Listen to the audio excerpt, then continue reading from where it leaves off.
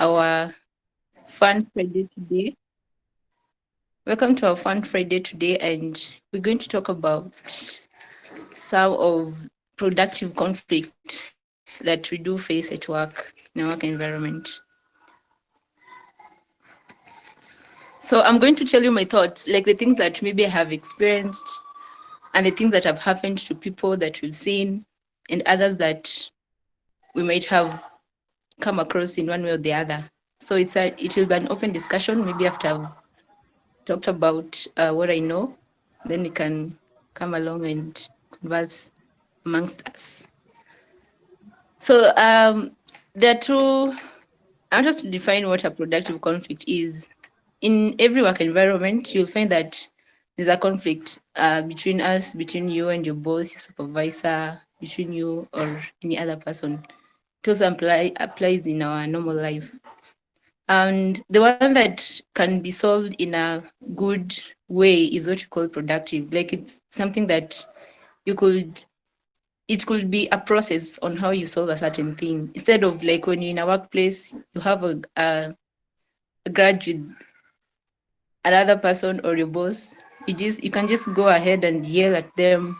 But for a productive conflict is where you can decide to just, like cool down and find a strategy on how you're going to solve a certain problem. Now we're going to look at two people in two different ways. One is a colleague. A colleague, I mean the employees. Then another one is a leader. By leader, I could say is a boss or a supervisor or someone who's ahead of another person in a work environment. And most of the time, we find that the person who's being affected most are us, the employees, because a leader is there to guide us. A leader is there to do anything, and they might have a voice on over what they're supposed to do. And in most cases, I categorize myself as an employee because we've been blamed for anything or any case that has been happening in our work environment. I have been a victim of being accused of so many things in the workplace, but I have survived. And maybe I'm going to show the tricks on how I manage and remove regardless. So, as I defined it later, what a productive conflict is, and some of the ways in which we can solve this conflict is one, let me give a scenario. In a case where, let me say Sigu is my boss and I am an employee. So Sigu finds that there's a certain task that has not been performed, and Chantel was the one who was supposed to do the task, but unfortunately she's on leave. So Sigu would just come and ask me, because you might find that Chantel had written an email that she's on leave, and if there's any task to be done, she had assigned that task to Monica. So Sigu comes to me as a boss to ask me why is this task has not been done. So at times we go wrong by I can start shouting at Sigu, telling him that, boss, that was not my task. And then you start blaming the boss as to why he allowed Chantel to go for the leave, because you feel like you can't do your job and then do another person's work. But again, it was assigned to you and you are aware that she was going for the leave.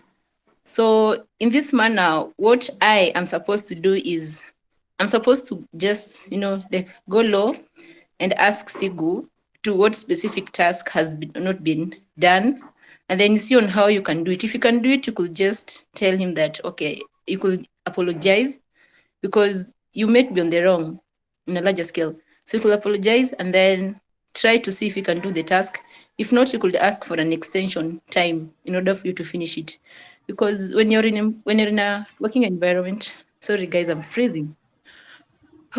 When you're in a working environment, you are subjected to report anything, whether positive or negative, to your boss, because that is what you're employed to do. And you must understand that when you sign an NDA in a job working environment, you need to comply to what you're being told. Even if hata kama unaambiwa ulambe mafi, of course you can't, but at least you can you can try to do anything because it's job, and you're being paid to work.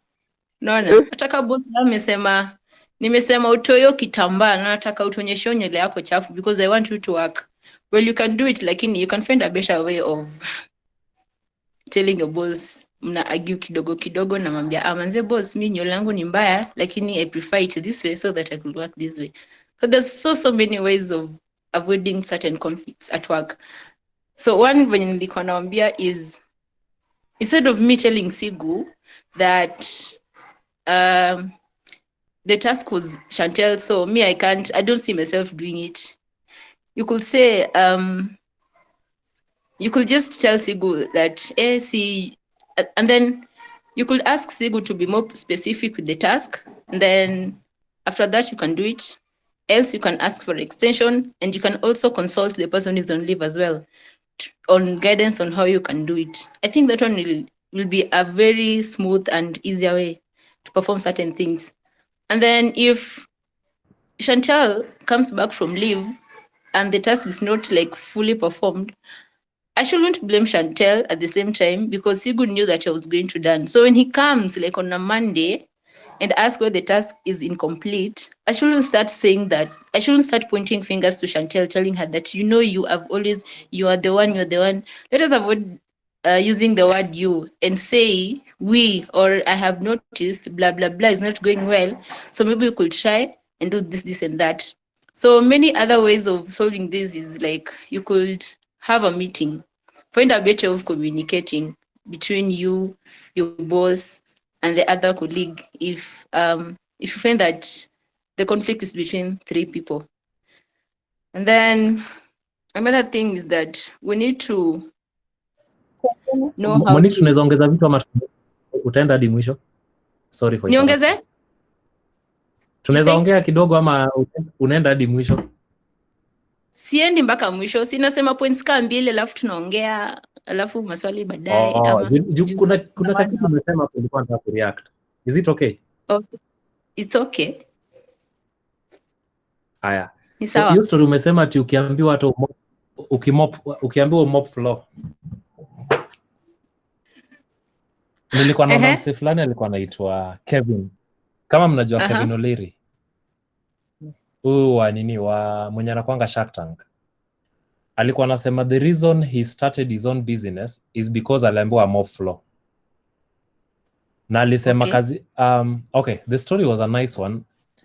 Yeye aliamua kutafuta job ndiye apeleke dem mwingine out. So aliamua atafute job kwa the same mall yenye huyu dem ana work. So that asiwork mbali naye ashinda akimwangalia. So alipata kazi ya kuscoop ice cream. Na huyu dem alikuwa na work place ya kuuza viatu. So at the end of the day alikuwa anapewa pesa zake, anaenda.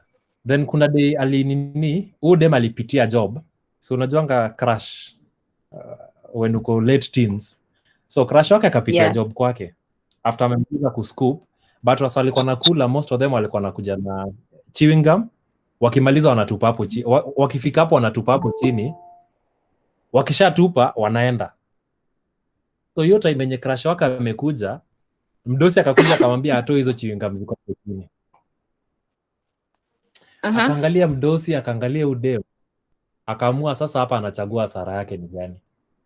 Anachomea mbele ya dem mwenye alifanya achague job ama achomee mdosi. Aliambia mdosi, by the way, Nuru niandika kuscoop ice cream, huku niandika kufagia floor. Kumsa akamwambia, by the way, you're fired. Na Niva alikuwa fired. But from that point alisema he's going to do his own work and he started his own. Squeezy anajenga manyumba. He's a real estate guy and everything. So yeah, nilikuwa napeana tu just a different twist of the same thing yenye nilikuwa umesema. Thank you. Yeah, so let me continue. Another ways is to confront a colleague privately. If you guys were in an office or a meeting or any other environment and then you notice that watu wanarushana maneno huku na kule, if you're a very productive person, ukiona ule mwenye analeta kelele sana na unajua wewe ni best yake ama mmeongea one of the other, you could drag the person aside, umwambie yo, si ukuje ni kuonyeshe kitu hapa nje, and then you just sit with them calmly, let them cool down, acha pressure iende chini, and then you talk to them vizuri, because some people can never talk, like high tempered people. I've had an experience with one person who was quite high tempered. When you call them aside to start talking with them, you can't just allow them to talk hivyo at once, ati hiyo sasa niambi venye iko. Unaweza anza kuwapatia maji ama hivyo unaweza revert akili yao na kuambia story ingine fulani, or just tell them something exciting, and then let them feel at their own comfort on when and how to start talking to you, and then they may start telling the problem. And then you as a leader, when you're solving certain problems, you should try to listen to both sides of the story. Don't just listen to one person because maybe you love them or you're just close to them. A better way of solving a conflict is listening to both stories and then trying to analyze. And then don't be the judge with what one person is telling you. Naweza kuwa na chocha sana ndio nichome Sigu, lakini kumbe Sigu ndio the one mwenye alikuwa on the right side. So when you've listened to both sides of the story, bring the two people together and then sit with them and tell them, hey, yo, Monique, nimesikia umefanya hii. Sigu, I've heard you've done this. So I think this is what we should do. And avoid pointing fingers to them. Another thing that maybe a leader should do is that the leader should try avoiding to record calls. Hey, manze, me, I'll just, leo namulika watu. Hata sijui kama ko hapa. But it's fine. So there's a company that I worked for, and I had a very ruthless supervisor whom could just do things to provoke you so that you talk. And when things happen, ama vitu zikienda vibaya, alikuwa anakupigia simu, anakwambia, Monica, why haven't you done this? And then I tell the person that, hey, iko hivi na hivi, or I woke up not feeling well, I had a chest problem, and this is how maybe we should do it.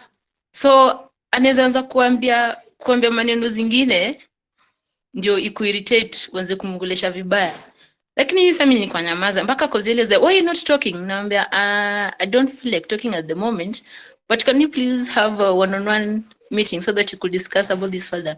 And she's like, no, I don't have time, you have to answer me.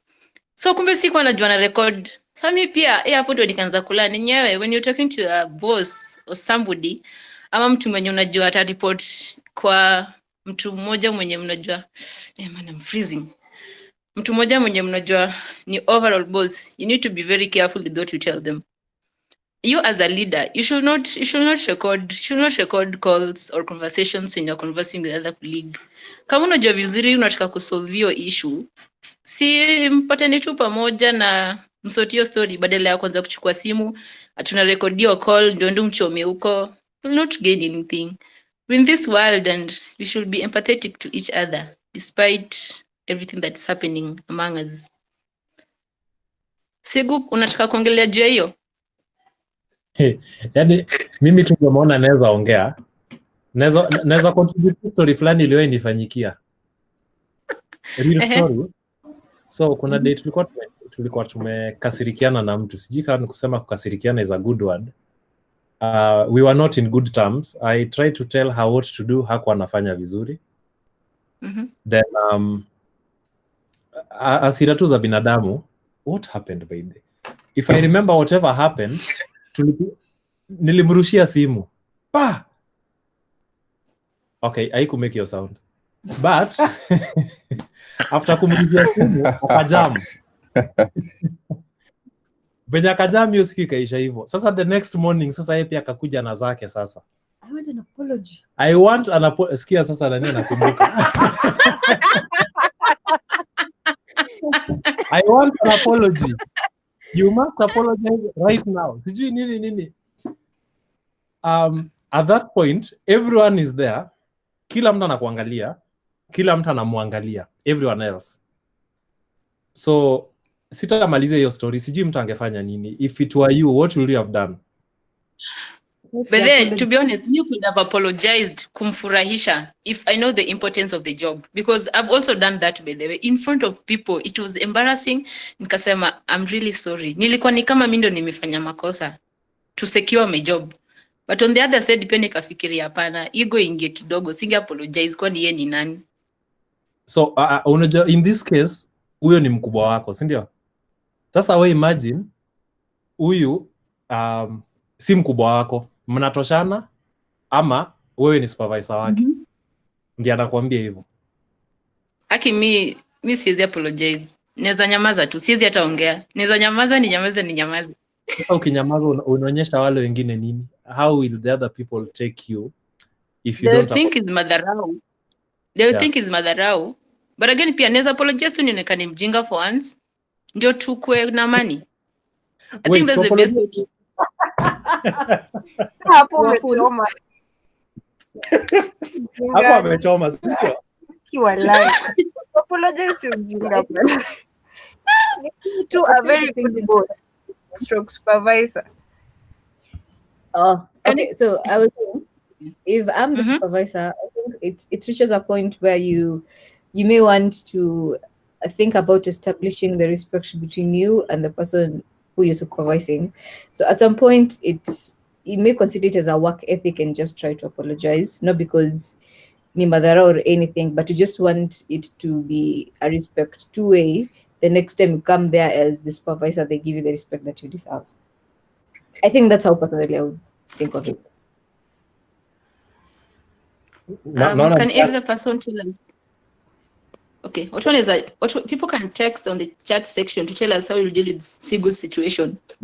No, by the way, wale warui ama wale wazuri kama mimi. Hii ni real story. Kusema mimi ndo nilirushiwa simu. Si ulirushiwa simu, wewe nyamaza. Mwenye alirushiwa simu yuko hapa. Mbona unasema kama yuko ungemulika? Yuko, tunakuanga very good friends. So in that case, I don't know. Rube ungefanya nini?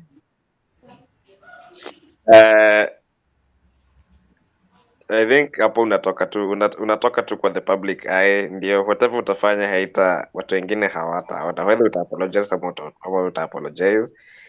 Unampull tu kando. Situations hizo ndizo like kama venye Monica amesema, unapull mseka ama unampeleka kwa ofisi ama something. So in that case, whether you apologize or you don't apologize, it could explode. It will only explode inside a closed space. So that's what I would do myself. You see, Sigu, yeah, you apologize. Sasa. Anyway. Sawa. But unajua in this case, umewekwa umewekwa kwa kona. Sawa? Sorry. Sorry, Monica. Yeah, umewekwa kwa kona and this person anasema you must apologize to me now. What was the other threat? If anyone remembers, mwenye tulikuwa nani alikuwa kwa hiyo ofisi? I will take you to the police station. Yeah, no, alisema polisi. For real?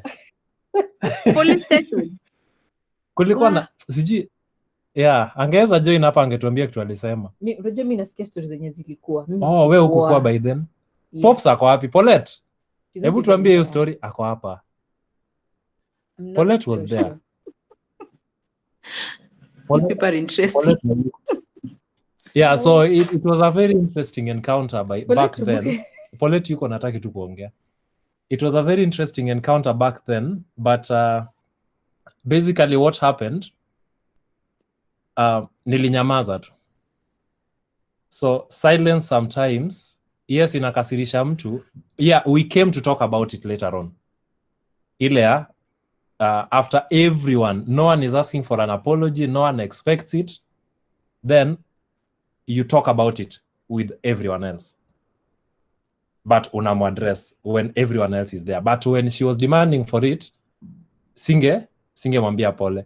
Juu hata yeye mwenyewe anakuanga mtu akwambia pole bas. Alafu amemalizana na wewe. So sikumwambia pole bas, nilimwambia nilinyamaza tu. Then everyone went on with some you can apologize immediately, but haitakuwa na the same effect. Because umeitishwa, umepeana kuitishwa, umelazimishwa. Okay. Yeah. So nilinyamaza tu, then I think after a week or two I talked to it. Niliongelea kila mtu hapo. Do not apologize, Ruben. Hey, Ruben, please, Ruben. Hatutaki warui hapa. Hey, Ruben, manzi. You make a bad leader, man. Ruben, please. You make a bad leader, manzi, to your employees. Not make a bad leader, make a firm leader. Why? Don't apologize to Ama. Depends. Niliwahi uma soup mara 3 juu ya kuongelesha like vibaya na to apologize. Pole. Unapata soup, unaanguka hiyo soup, unapata soup ya hiyo soup, unaanguka hiyo soup. But look at you. Sisai, you made it. Hata kama.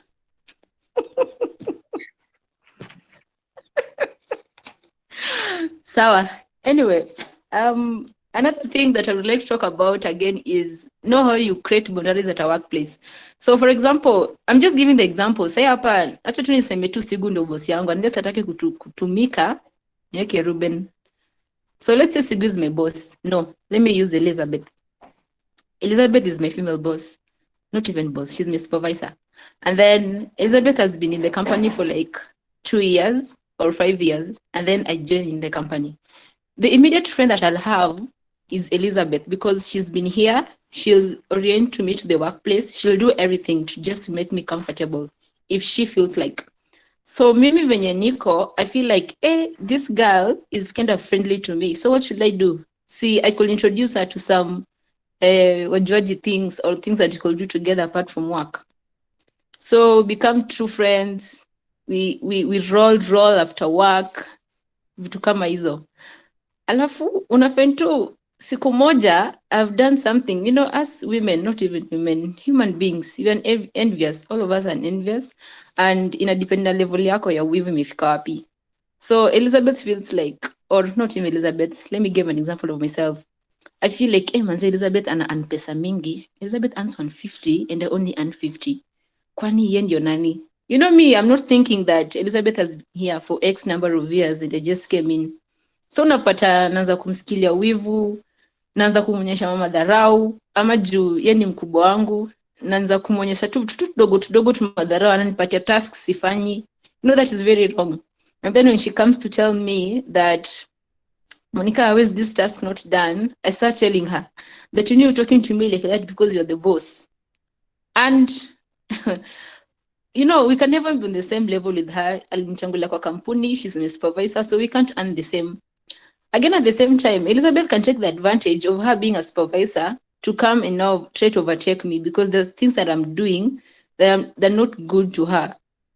So my point is, when you are at a workplace, try to mind your own businesses. Don't just open up to any other workmate or co-worker or someone else. Be very careful to whom you tell your other part of life apart from work. Mi usema say ingine hapa, do your work and go home. No one is relative to work. Elizabeth Musanga mwenye mpata hapo job ikiisha atarudi kwao, mi pia job ikiisha nitarudi kwetu. If it's not my dad's company, everybody will go their way. You can tell someone something about yourself, just a little. Unaweza hata kumwambia, you know me naishi kile, tuko watoto wa 10, my sister does this. That is enough. Don't go to an extent of telling them that, you know, yesterday my mom's friend did this.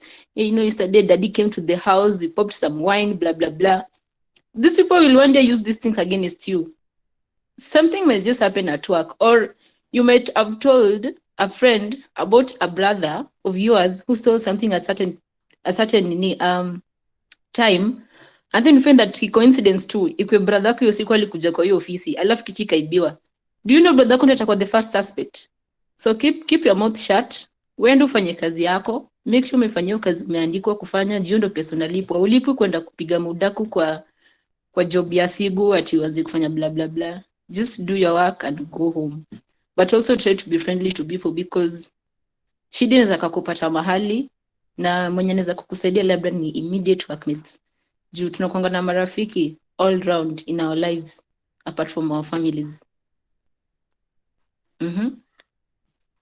Elizabeth anasema ati but sasa wakikueleza hizo stories the both them like them becoming your work BFF. It depends. So Elizabeth unasema but sasa wao manze Kiswahili ni ngumu kusoma. Okay, let me explain. So what if it's the boss who's like now bringing the stories and anakupigia stories every time? So like, you know, they are the BFF in the story. Now it's not you, it's the senior. So if you are the boss and you're trying to tell me your stories, imagine, trust me, I'll just listen. But you must also be careful as a boss because you never know the information that I'll be using against you in future with all these stories of you. Point najaribu kubring home ni usiseme kila kitu kwa mtu. Na boss akijaribu kwa more friendly. Kuna wengine pia wanataka they're trying to bring you, to draw you close so that they could gain something from you. But then we realize in this world, everyone who becomes your friend, there's something they benefit. If there's nothing they benefit, trust me, you guys are not friends. You guys are just there to call yourselves funny names and colleagues and stuff. So maybe this person has seen something that they want to gain from you, or they've seen something special in you. So be very careful to anyone who approaches you at work. Just do your work and go home. Hiyo ndio tunaweza kuambia. Manze mimi nafanyanga kazi naenda nyumbani. Maneno mingi. I think you could be talking from, let me say, insecure position. Because we people who work together, pia mimi, some of my best friends, people I hang out with every Friday, are people I work with. And some of them turn out to be very good. And kama mimi, like in our startup, my immediate boss is, I think last year ndiye nili hang out sana naye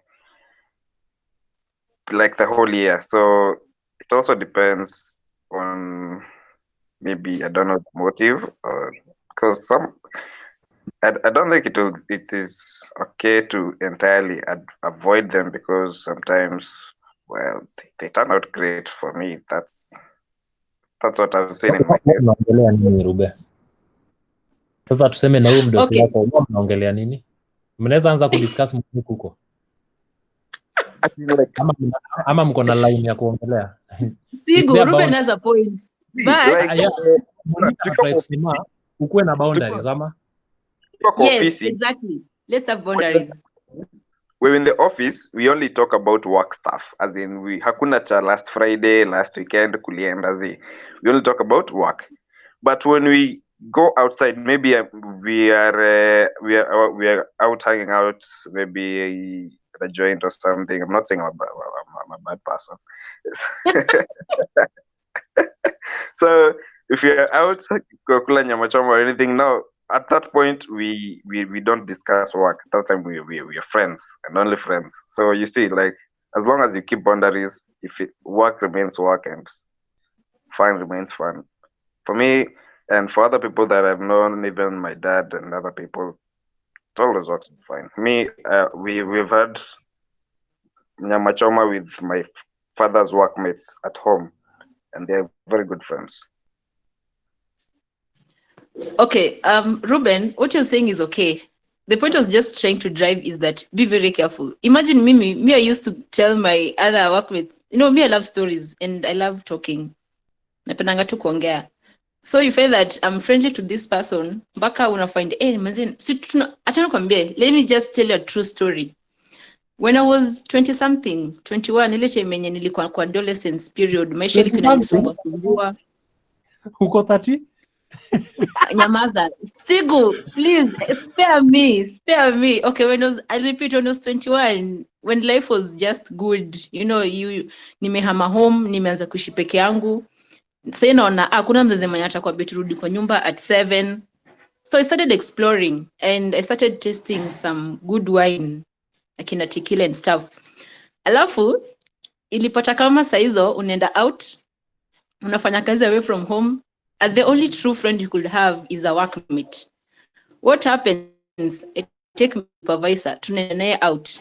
Now the young me unapata manze kuna vitu zingine tu shenanigans zingine tu unafanya zenye your age allows, of course. Nugget.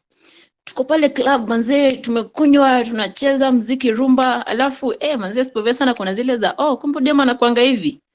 Na mimi sikuwa najali, so in the club. But when you go to the workplace, nakuanga very serious and I make sure I do what we have to do.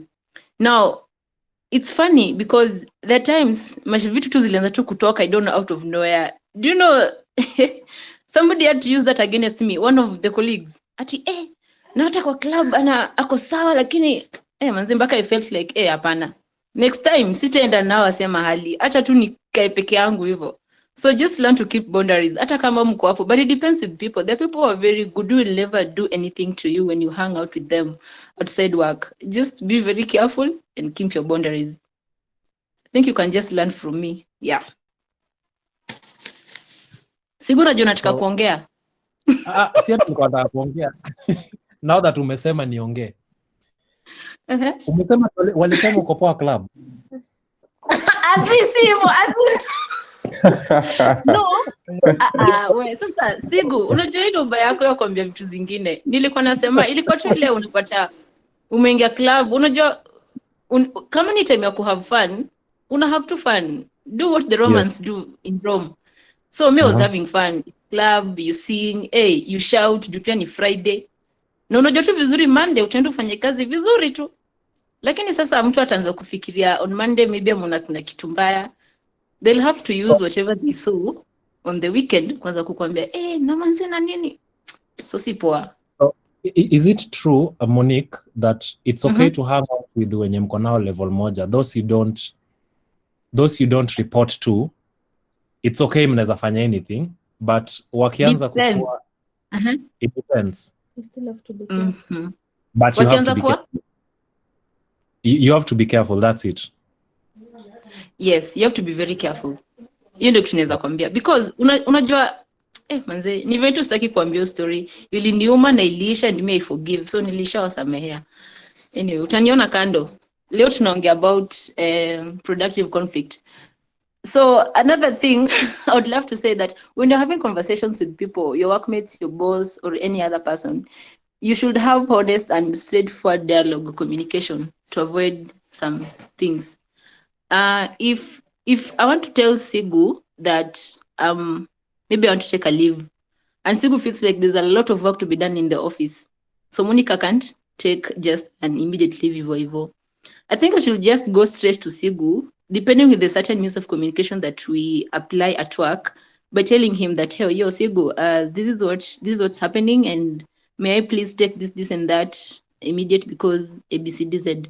Learn how to use polite languages to anyone, whether someone is ahead, above, or below you. Just respect them, and through that, you'll find that the chances of you guys having conflict at that particular moment in a conversation will be very low, because you'll be polite, you will be straightforward with the conversation, and yeah, you guys can just come to understand.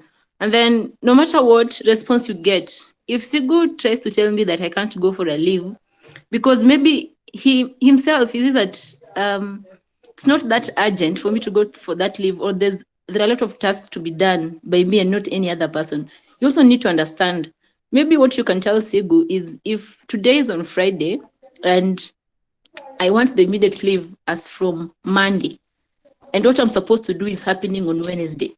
What if you tell Sigu that you'll be at work on Monday and then leave Tuesday midday, depending with where you are going. If you are traveling a miles away, like 12 hours, you could leave in the Monday evening, as long as you try and do the work so that you don't fall on the job side, and you also try to achieve whatever you want to do with your other time. Yeah. Of course, nitaongea. Nikuulize. Kuna wale wanatakanga zao zikae hapa December. Hapa 18 hapa. So unapata everyone wants to kutoka during that time. Now that umeamua kuongelea story ya leave, how mimi naongea from the supervisor bit, how can you explain to someone that it is not okay, ama it is it is not that productive kila mtu akichukua leave kutoka 1st December, for example. Productive conversation. Okay, so what I could have done as a supervisor, I would send out emails. So you yourself try to panga this jobo so that everyone gets a chance to go, but not immediately, because if everyone goes, no task will be done at work. So write an email indicating that I would prefer, also be polite to them. Usikuwe pia demanding as a leader. Be polite to them, telling them that I have received your emails of you inquiring X number of leaves, but I would suggest from X date to maybe if there's Monica, Ruben, and Elizabeth and Frank. So you could, and we all want leaves as from 24th to 1st. So you could panga, there's a day that each one of us checks in, or you find a way in which we're going to work. If it's a software dev job, of course you can do it online. You could schedule meetings and you assure these people that the task is done, and they also assure you that we at this particular time or this deadline, I'll make sure that I deliver the work. And then after you've sent an email, I would also prefer you have an in-person conversation, just to be more to elaborate to them that, hey, me, I decided to do this because of this and that. Because some people will never get satisfied with the mails you've sent. They feel like you're being harsh, no matter what language tone you use to them. Yeah.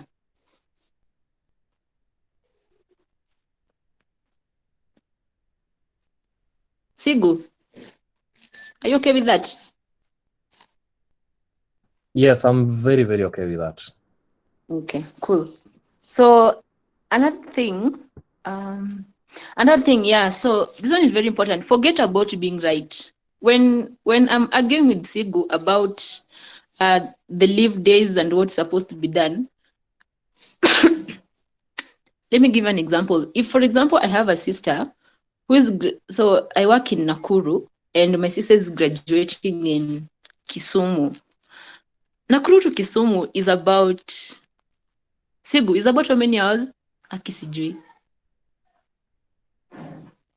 Actually approximate 5 hours. Yeah. So my sister is graduating on Friday, and I work for Sigu until Friday. So I could write a letter to Sigu on Monday because it's urgent, that, hey Sigu, hi, so use the term that you guys are supposed to use. I would like to request for maybe a day of leave to attend my sister's graduation, blah blah blah. So, and you yourself, you want to go, you insist on going on Wednesday night so that on Thursday you could prepare and attend the graduation on Friday. In this scenario, to be honest, if there's a lot of work to be done at the office, you need to understand. And if I'm the boss, depending on the task that you've been assigned to, I'll suggest you take the specific day, because you don't have to attend the graduation, but it's good to also go and attend the ceremony with your family members. So by that, I would tell you as a colleague, as an employee, to stick around until Thursday afternoon so that you get the 5 hours of travel. Hata ukifika Kisumu siku, you can have some good time and attend. Don't insist on giving yourself directions or exact things to do at work. Remember, you're employed, and that is where you get your money. So you need to sacrifice and be humble in anything you're being told by a supervisor or your boss. So don't feel like you're always right, that whatever you ask for, you'll always be given. And you as a leader, don't always command to your employee, telling them that, I feel this and that. If it's a critical situation of where maybe my parent is sick and she has been admitted at the hospital and I haven't gotten a chance to see her, and I come to you as a supervisor asking you if I could go see them, you never know. Maybe the parent, maybe you're a jawewe, you feel like, hey, manzemi, I need to see my mom because she might die. No matter how hard it is, you as a leader, try to figure out the situation in which you can allow this person to go, depending with what they have to do. Things like graduation, visiting days, isn't as in the but things to do with sickness and stuff, please just try and give them the permission to, and assign the person's tasks to another person. Else, if they can do them at their own comfort level, that will be great. That is how I could categorize that situation because it once happened to me in 4 years ago when I was working in a certain company, and my mom was admitted and she was supposed to go for an operation on Wednesday. So telling me to the hospital because I was really oh mom, no. Anyway, so she went to the hospital on Sunday. And when you're doing certain operations, you have to be prepped. You have to be like in the hospital environment for like 3 days. So she told me on Sunday that, hey, you know what? I'm in the hospital, so maybe you could ask for a day off and come see me. And the distance was like 3 hours from where I was. So I went to my supervisor. Like, I didn't even write an email because I felt like I'm so close to this person. So just go talk to her, or I just WhatsApp, or I just text her. It was like, hey, I hope you well. Man is blah. She didn't answer. I went ahead and wrote an email because I thought that now, because this is a work thing, I should exclude friendship in order for me to account for it, or she can account for it that I'm going on a day off. So I wrote an email which was answered, but with some limitations that I have to go on the same day. But me in my head, I felt like, no, Aki, it's my mom. You see the attachment that you have with your parents, you feel like, no, hata kama ni kazi, wacha kwa nikae, kwa niko nini, tapata kazi ingine. But nearly have to kulailo. I sat down, but again tried the best that I could, calling these people that, hey, I even reached out to the person who's head of her and asked them, oh, please, I need to go see my mom. The response that I got wasn't pleasing. Niliambiwa wewe si wa kwanza kukuwa na shida. That thing just broke out. I felt really bad. So leaders, just be careful, and you need to be empathetic to some of these employees. Wanateseka hapa nje. Monique, wewe si wa kwanza kuwa na mashida. Manzi niliambiwa hivyo, actually ni hard bana. Na mamangu angededi yake. Si kubaya, God forbid. Thank God mamangu angededi. I could have blamed her. Kama kulikuwa na uongo hapo. No, it was true, but that's a true story. Ilikuwa true story, by the way. Si mbona udanganye, by the way? Okay, mbona udanganye? What will you gain? Naona kuna mtamuuliza swali hapa. What do you do when you feel maybe you are in charge of a certain field, but someone in charge of another field keeps telling you what to do? Unamwambia nini? Mnaweza come to an agreement. Unaweza muuliza, what do you think I'm not doing right? Juu mtu akwambie ufanye hiki kitu, si anafaa kukwambia venye nafaa kufanywa. Seek an advice from her. Ask her, how should I do it? Ndio, lakini pia usibambange, A completely different field. Acha nikupatie example. I think inaweza relate na hii. There's a friend of mine mwenye alikuwa anasema wako na kampuni nyingine, it's a bit big. So in their company, her immediate supervisor ni tofauti na mwenye anashinaga akimwambia afanye kitu. There are two people at the same level, but they have different teams. So tuseme mimi niko na uko kwa timu yangu na Elizabeth ako kwa timu yangu, Karim na Nicole wako kwa timu ya Ruben. Mimi nashinda nikiambia Karim kitu ya kufanya. But ana feel vizuri nikimwambia kitu ya kufanya, at the same time Ruben pia anamwambia kitu ya kufanya. So that actually happened to a friend of mine. Ali end up kutolewa job ati hayuko productive because this other boss anasema hafanyangi kazi. Na si yeye supervisor wake. Na literally alitolewa hiyo job. Ati she is unproductive. So if I'm an employee to that company, I can, nikiona kitu kama inafanyika where someone else in another department anakuja kuingililia, naweza reach out to my immediate supervisor telling them about the situation so that kukiumana huko mbele, he or she has an idea of what's happening. And then the other ways you can do this is you can ask the person, what do you feel I'm not doing right, so that I can try and do it.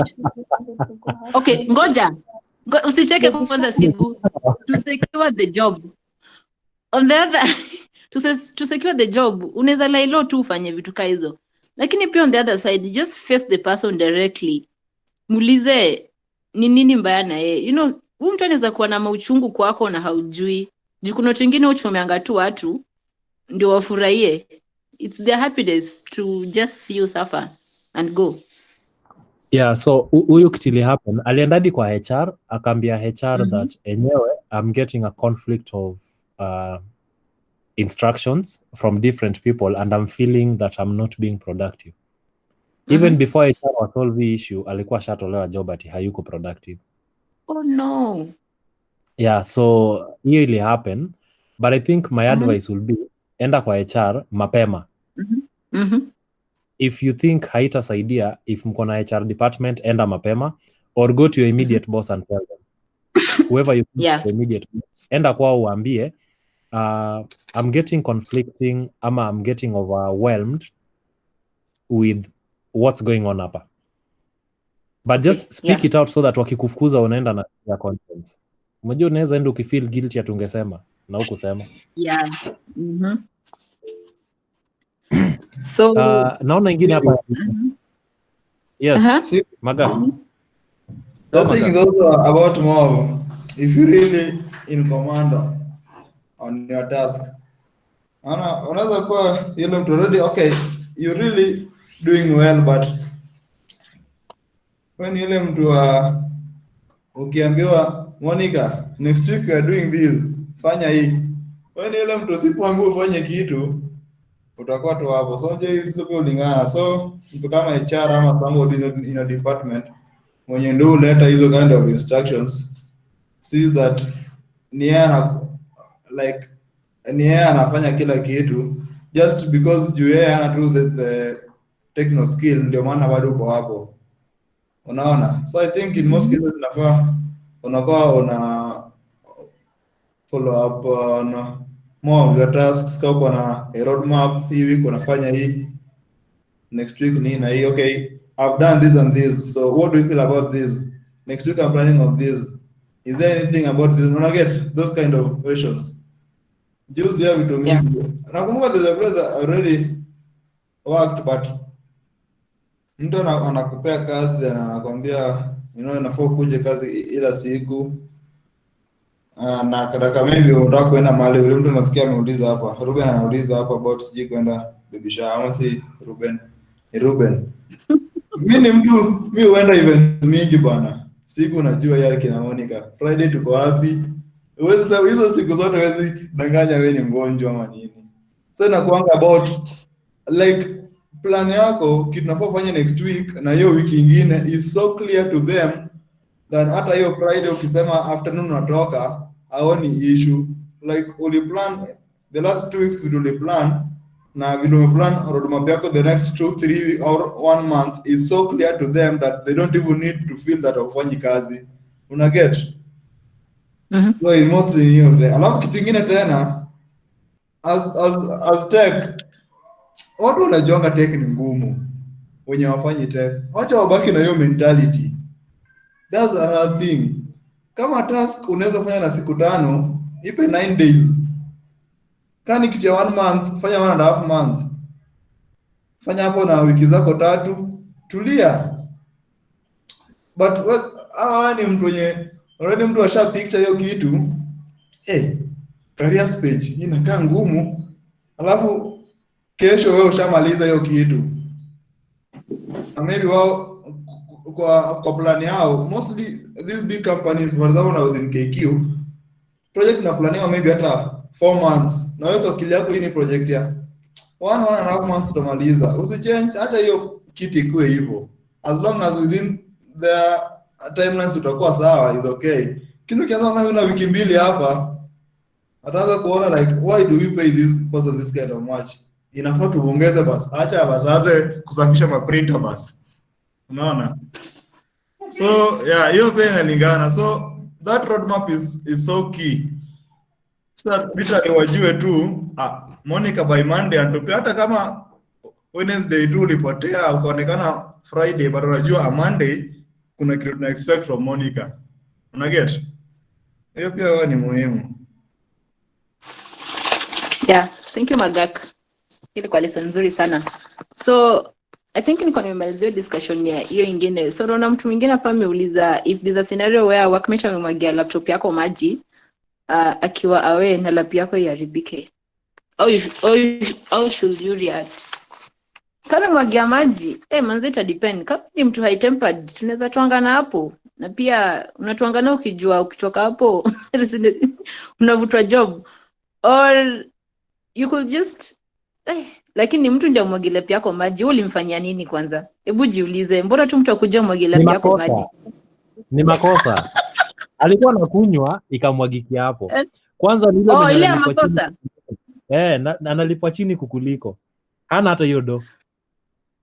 Sigu historia ya kulipwa chini sume insist nayo anyway.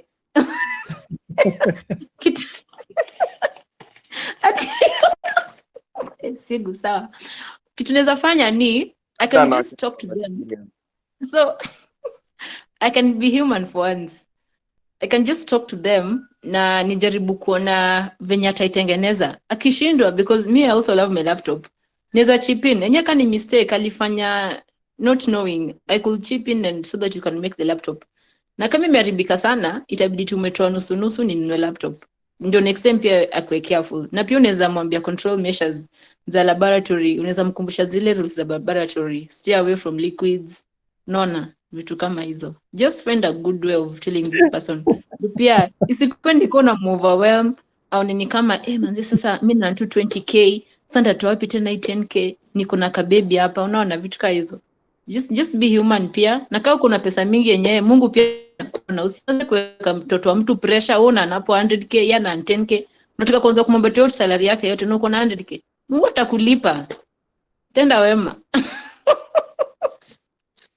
Umesema rules za laboratory? Hiyo. Si laboratory, computer room. Kulikuwa na swali lingine hapa ya Elizabeth.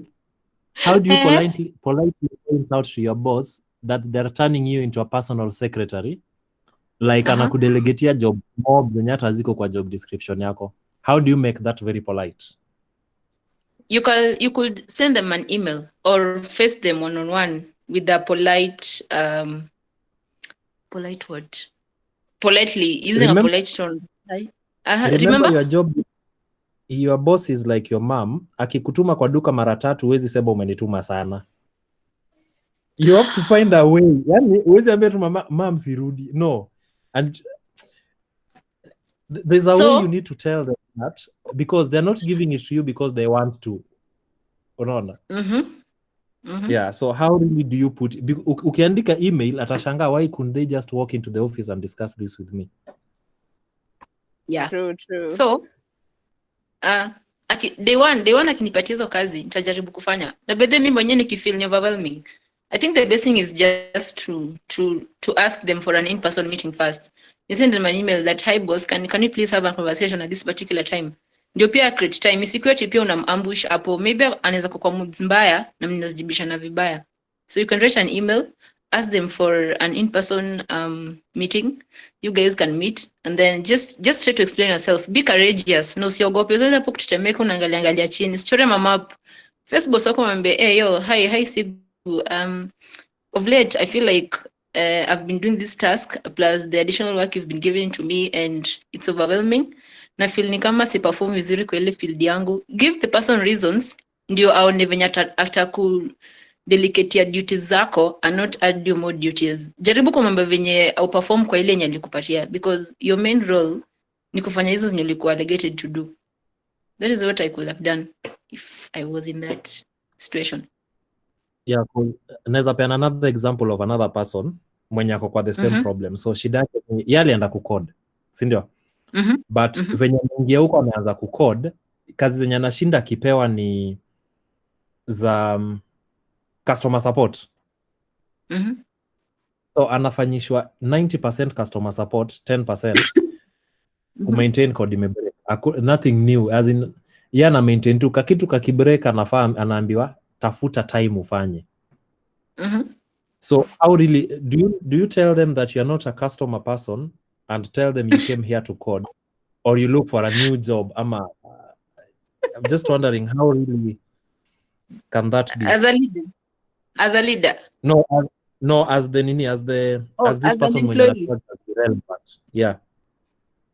No, unaweza tu lakini manze hiyo hata ni le manze. Juu kawe kazi yako ni kurekebisha tu codes na kuna time mingi. number one pia unajua hata kwa JD unaandikanga hapo and other things assigned by the supervisor, so huwezi jua kama na ulisenio Yes. NDA, so huwezi jua kama those are among the other things. Pia wewe as an employee rudi tu chini, those are other things, jaribu kufanya manzi. Ukiona kama zina overwhelm, just approach your supervisor or your boss, let them know about it, that the task is too much for you to handle. Okay. Yeah. Kulikuwa na ingine hapa anonymous. Team zima inaweza kuwa in good moods ama lazima kukuange tu na kabif mahali? Can you just have a good mood, a good relation in the whole team, ama lazima kukuange na kabif? Work environment without a beef is not even interesting. Amwezi tu kufurahia birthday from January to December. Hata mimi nakuja. Acha watu waguarane. Wacha mimi na Chantel tupige udaku tuseme manze Mwanasigu leo viatu zake zimeparara. Ama manze Mwanasigu amekosana na Elizabeth. Mimi nakwambia wacha leo kuna nuka. Anyway, udaku kama hizo ndo zina to keep going kwa sababu we must have healthy talks in our work environment. As long as you also be careful to whom you're telling. So anyway, people have got different personalities at work na moods depending on the mood.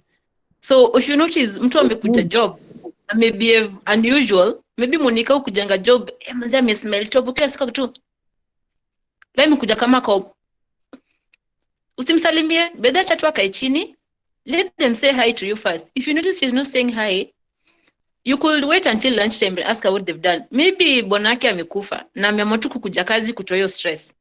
You also need to be very careful na mood za wase. And then find her at lunchtime, at her own time, mwambie sasa nimenotice leo umefanya hivi na hivi. Are you okay? Ama you could just send them a message if you can't talk to them, because mimi ni mtu mwenye nikasirika nze kunanisha directly. Aki manze mimi nakupasha.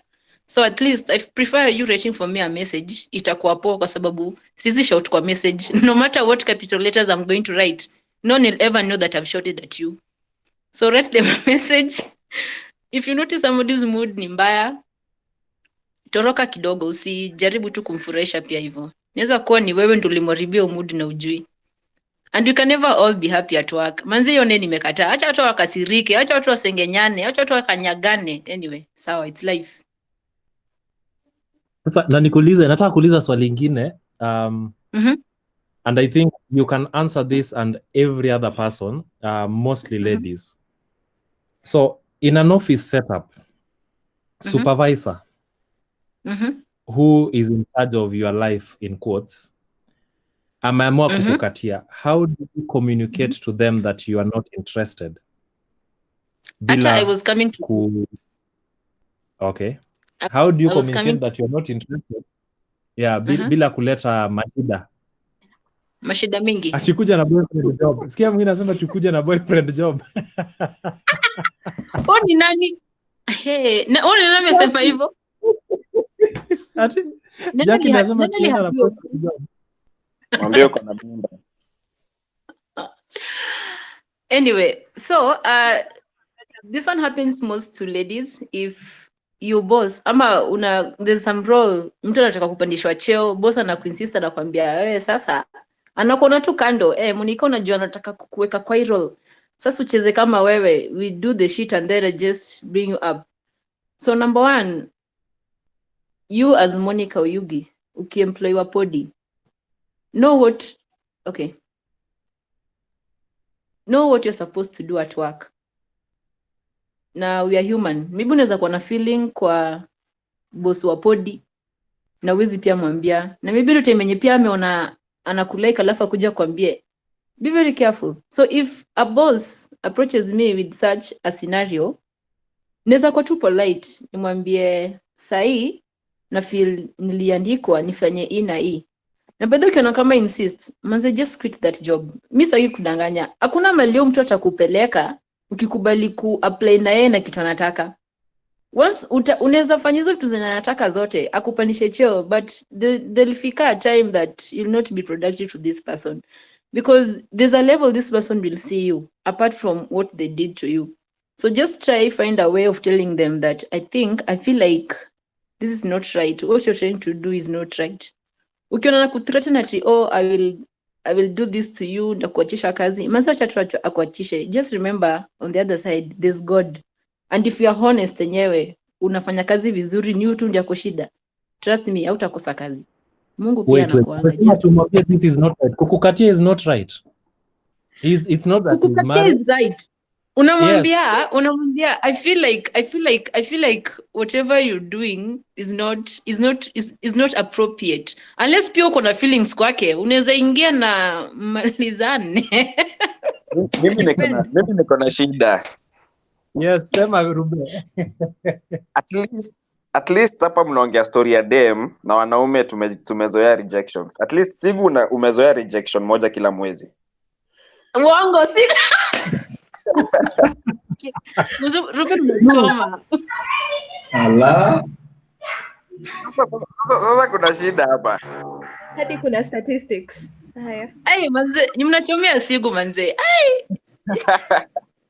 Baka ametoka. Haya, ametoka. Ala. Oh, sasa kuna hii situation boss mother amekukatia na madema wajui rejection. Analeta feelings Okay, mimi kama mimi ni chali, acha sasa tuseme mimi ni chali. Mimi tunaweza fanya. Aki mimi siezi. Mimi retu ni job yako.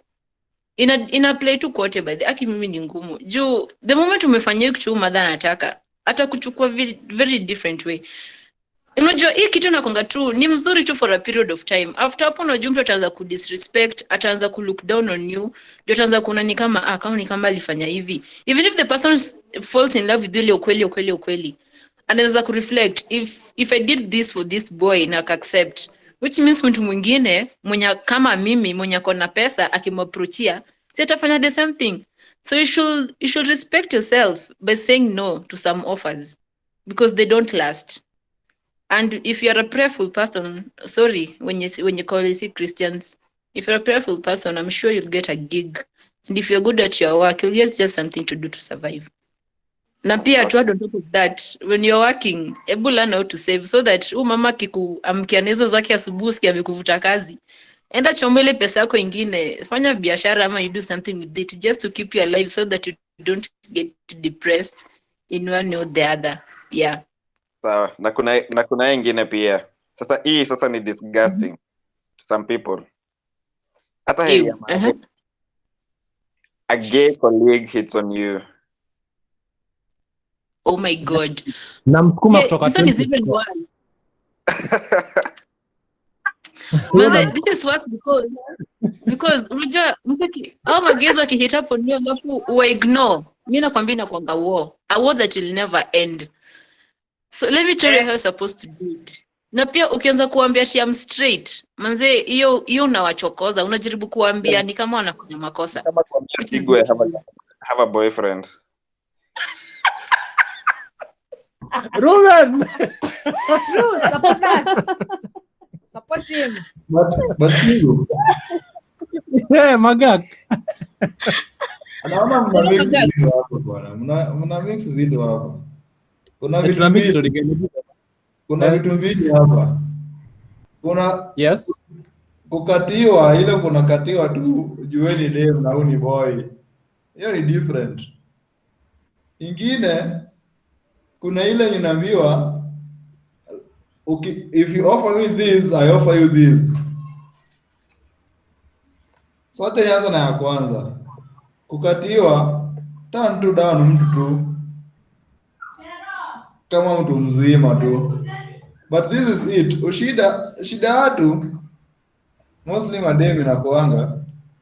Udada anajua haendi mahali na mtu. Then atamweta train to an extent place. Sasa jamaa anataka kumkataa. Huyu jamaa sha spend matao kadhaa hapa. Unataka ufanye nini sasa? Akunyonge ama fanye nini? Unaona? Ndio. So straight by the way, so straight mtu mwenye mtu kasi hivi mwenye umesikia kuna one rejection per month. At least unajua for the time wewe una make a kind of movie of friendship of which kuna some interest. Iko so clear at that time dem ashajua. Shida dem kama huyu ata entertain. Then if you're not interested, why entertain? juu kuna kitu hapa nani alisema, Monica alisema ama sijui nani alisema, mtu akikupea kitu there's always something unexpected in reward in nini. Maybe kama wamekupeleka date, tu pia wamepeleka basi sawa, hapo ni goal. Kile wamekupeleka madate 5 alafu ile asita pale amechomoa kaflawa pale ame launch manifesto alafu uko like no I thought we're just doing for job. Kuna vitu zinaitwa siji what cues inafaa usome ama hizi zinaitwanga nini. Hiyo ni kitu ya kwanza. Ya pili ni ile unaambiwa hata respond kwa ya kwanza. Hatuwezi respond kwa ya kwanza. hata ni maliza kwanza. Magak, acha nikuambia Magak kitu kwanza before tuendelee. Ama Nicole unataka kuongea? Niko tu hapa na shangaji. Magak you launch manifesto kwa dating. Let me respond to Magak. Magak, acha nikwambie kama tunafanya kazi Podii na wewe umeona umeninoki sana unanipeleka dates. Bede mimi sikukwambia unipeleke dates. Mimi acha nikwambie mimi nitakuleza mado zako. Mimi hizo mado zako nitakuja. Lakini tukijaribu. Ngoja sijamaliza. Ndio maana nikikufukuza kazi usicomplain. Hiyo ni goal. Unaelewa? I'm like I'm trying to sijamaliza. The two ways. That is wait Hii kitu naweza chukua in two ways. Number one, you as a man, if your intention is to take Monique out in order for you to gain something, then either expect a loss or a gain. Because I as Monica, maybe nimetoka kwa background yenye na feel, manze my dad doesn't buy me chipos, doesn't buy me pizza. So if Magak buys me pizza, say she should just go and eat it for the sake. But again, where as a Monica, we pia hebu fikiria, mtu anaguisha dates mara mingi, na intentions zake ni kukwambia malavidavi things. Si pia ufikirie ukati zingine, kwani lazima pia uende kila mahali. Kuna jo wendi kulipa, we pia kuwa careful as a msichana. Usiende zote, hepa, find excuses. Sema hata leo even hapo mali sasa unaweza sasa kusema chali yangu you missing my point. Point yangu ni mimi ndio niko yako. So the thing ni kata huyu jamaa mapema before ifike hiyo point. Hakuna kitu kama hiyo. Siwezi kubali. No Magak. Me I will eat your pizzas. I will dress for you. Because I want to do. And I'm not saying you. I say most ladies get stupid to that extent. Turn to naturally, turn to down to naturally. Ataona by the way and hold her principles in this way and this way. Let me respect her decision. But right now for 6 months, okay, it's my opinion. Right now for 6 months, alafu inafika mahali hapo. Hiyo ni story yako. You as a man. Monica ukikula pesa accept the consequences. Ngoja. Acha kwanza niongee kabla Ruben ongee. You as a man. Magak ngoja kidogo, give me a second. You as a man. Umenipeleka out 10. I can fire you when I want. Get my point. So that's true, by the way. Yeah, I'm from the point of a manager who can fire you. The thing is, turn down this manager as early as possible. Show her that you have principles. Show her that you respect job boundaries. Show her that you as an individual own something and have some value in that company more than just your body and your beauty. But you're not understanding me. Then you are what if your work. Is that a matter of argument yes or no? Magak, please Magak. Somebody mute Magak. No. I'm here to make my second point.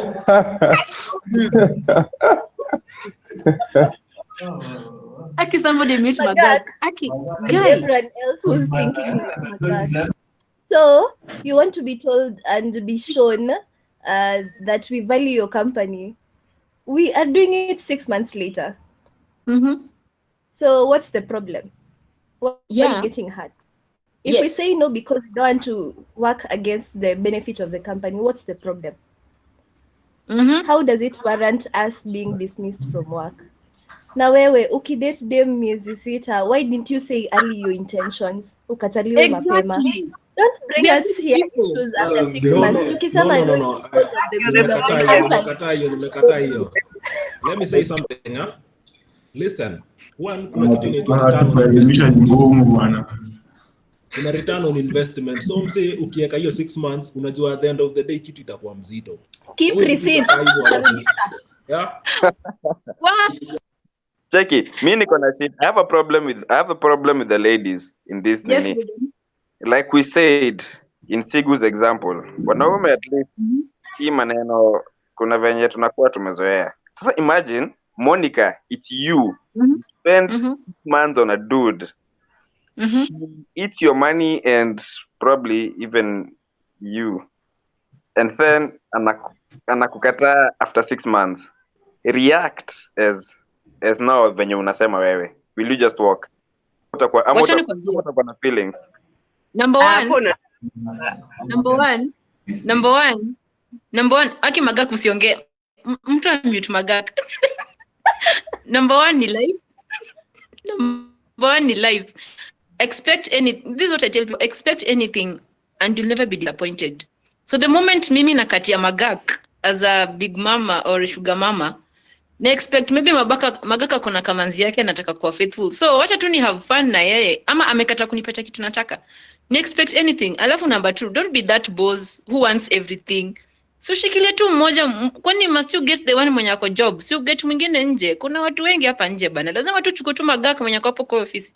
So tutafute Sigu huko kwingine. Sigu pia anaweza. So Monica, let me just make my point again. Ni kama huko ni pata. The thing is wanasema please Magak. regardless of the gender, niko na 2 points za conflict kwanza before tuendelee. Tunaanza story ya conflict kwanza. I didn't interrupt when you're talking, please. The thing ni, and I'm not, as you continue, I'm just stating facts which exist there, in my opinions, not targeting anyone. So the thing ni, regardless of the gender, mtu make a move to you and you are not ready to eat, turn it down mapema. It saves a lot. It saves mtu kufukuza kazi. Just is the only revenge anaweza pata, for example. Unaona, alafu kuna hiyo point ya pili ya you need, for example, upate a job or you need to be promoted, but the other person wants something in return. Anataka you offer this, akupe kazi. So hapo ni wewe na wewe. Hiyo ni hali yako with your ethics and stuff. Come on, I feel that is so bad to you, turn down the guy and face the consequence. The other day, one is the consequence you face them as an innocent person. I'm right now, of which I really don't side with that. No, which is always not good. So the thing in Akwanga ni, in those kind of situations, do or make decisions which you really feel are good for you at that particular time.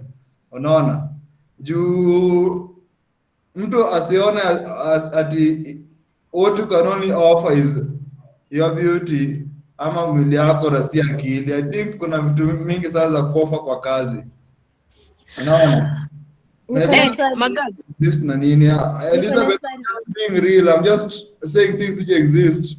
I'm not being bitter about something, by the way. Alafu scenario ya tatu inakuanga ni hii, na nimeona by the way, watu wanaenda interview lakini mtu aperform vizuri inafaa. So naambia by the way kazi hauwezi, but if you do this at least neza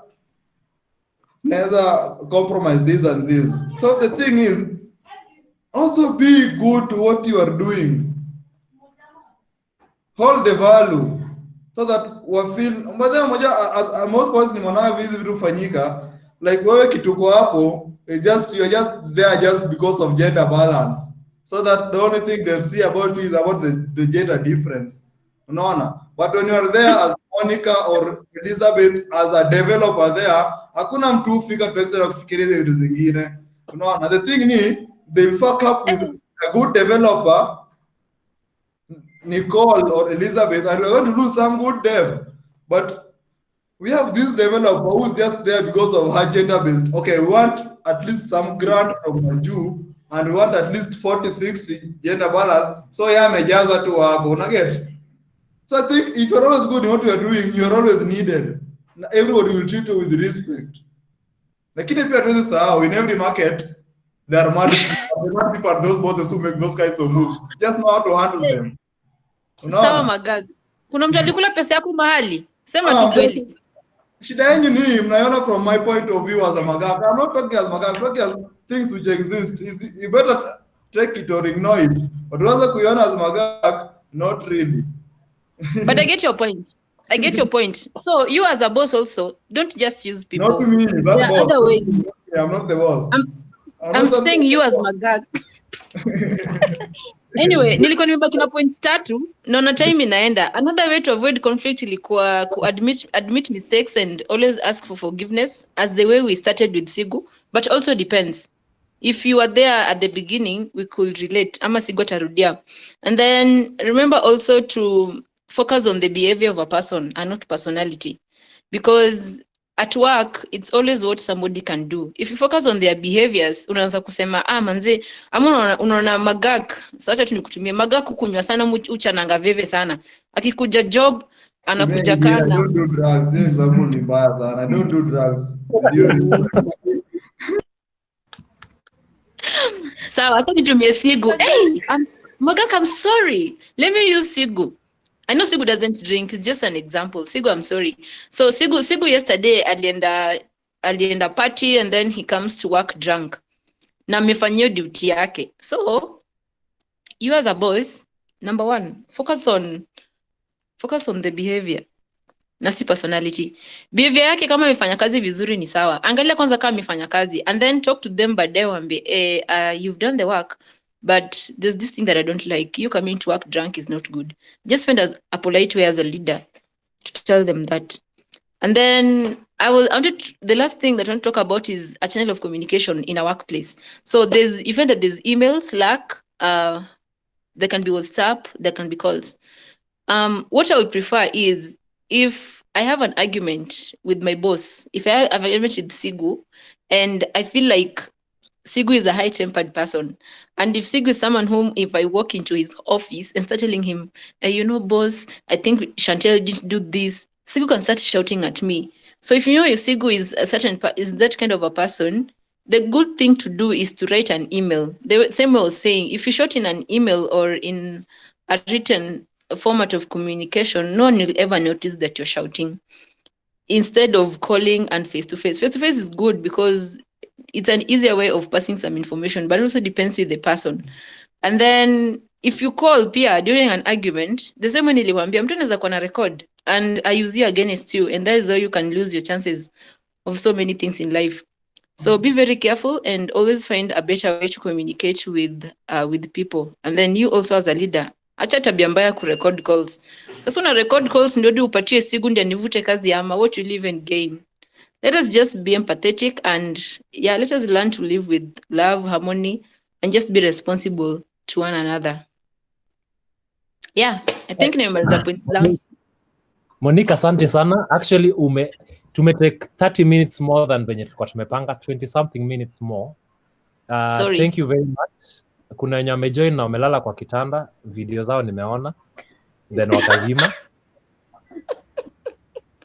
Yeah, so thank you very much Monique. Nimeona hapo place ya kukatiana imekuwa heated vizuri. So tunaweza endelea kukatiana after hii, but nilikuwa nataka kufunga session officially. Sijui kama nani Chantel yuko wafunge. Tufunge tu officially then tuendelea na Magak.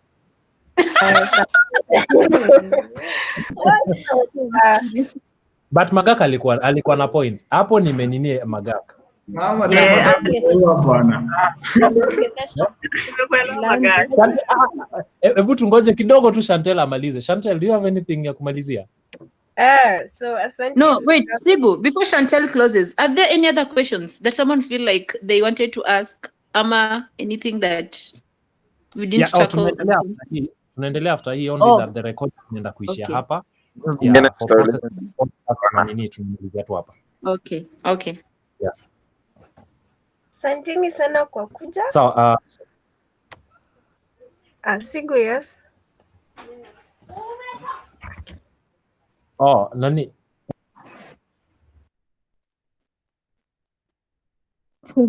All right, Chantel nika amepotea. So thank you very much for showing up, guys. Fun Friday is all about having fun.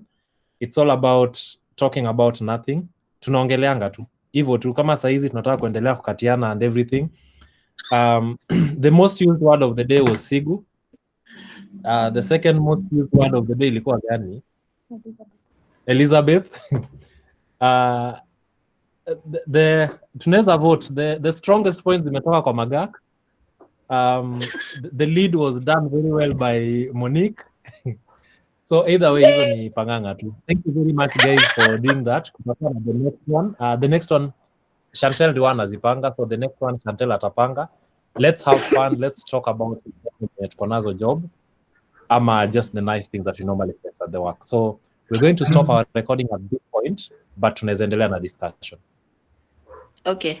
Thank you, Sigu, for having me. Right. And thank you, everyone, for joining. I hope you guys had fun.